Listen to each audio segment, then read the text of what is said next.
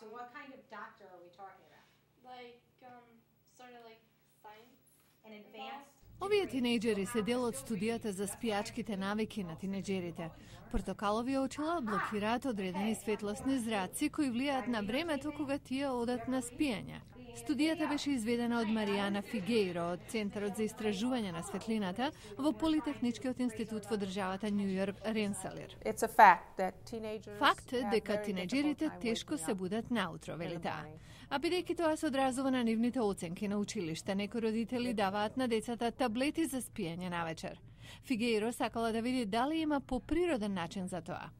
Студиите покажале дека спиењето почнува драматично да се менува околу 13-тата година. Тоа е време кога биолошкиот часовник е ресетиран и мелатонинот, хормонот што предизвикува спиење, се произведува подоцна во денот. Your X and your Y's don't match. На производството на мелатонин исто така влијае и изложеноста на светлина.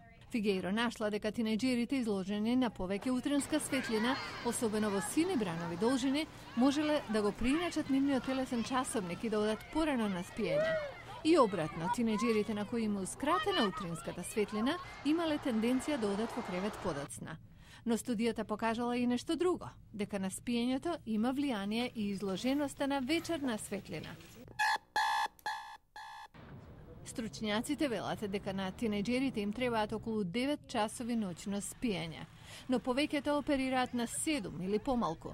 Освен на училиштето, ова негативно се одразува и на расположението, на однесувањето и на здравјето, а тука најдена е врска на недоволното спиење со гојазност, висок крвен притисок и други болести.